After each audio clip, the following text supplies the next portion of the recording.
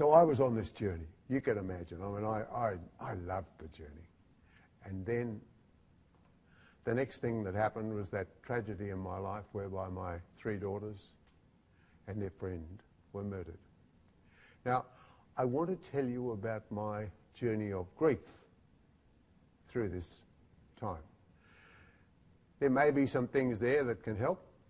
There are certainly some positive aspects that come out of it. So I'll tell you about my journey of grief. And you know what? Every one of us here are going to have to go through grief. Maybe many of us here have already been through grief, and there's going to be more, right? We're all going to go through some adversity at some time. The key thing out of adversity and out of trauma is learning, right? What is there that you can learn from this event?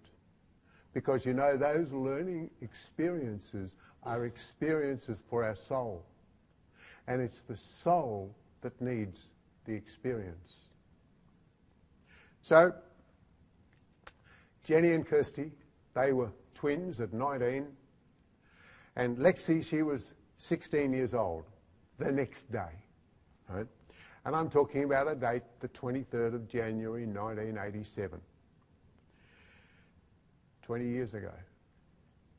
And they were living with their mum in Pymble.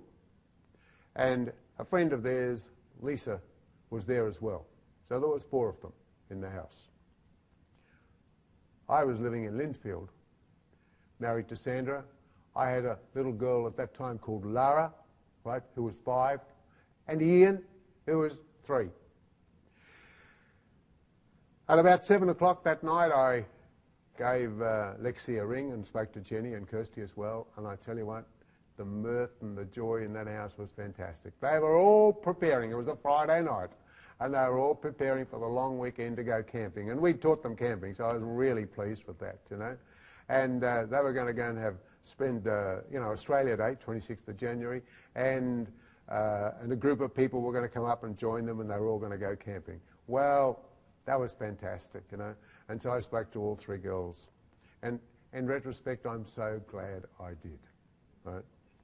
Because at 9:10 that night, Richard Madrell arrived at the door, and he professed his love for Jenny. And Jenny, of course, had not had anything to do with him for 12 months. She wanted to keep him away. But he arrives at the door and shoots her. And then shot Kirsty, and then shot Lisa, and then shot Lexi. All over in 10 minutes. The police hammered on my door about 2 o'clock in the morning and told me what had happened.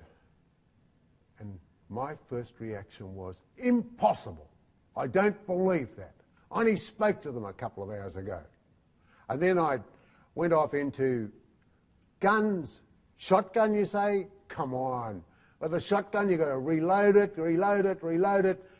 One or 2 of them are going to run away. They're going to get away. Surely not all 4 of them, not all 3 of my girls on the way in the police car. Right? I was still arguing with the police. Right? They were taking me to their house. And have you seen their bodies? Oh, you haven't been there. You've only been told about this on the radio, eh? So you don't really know this for sure. Always thinking of hoping, thinking that it's not true. And then a little bit of doubt would come in. And it would be like this. God, how could you let this happen? No, you haven't let it happen. It's okay. But if you have, what have the girls done? What have they done to deserve this, for goodness sake? There is no God. And so that's where my denial phase started.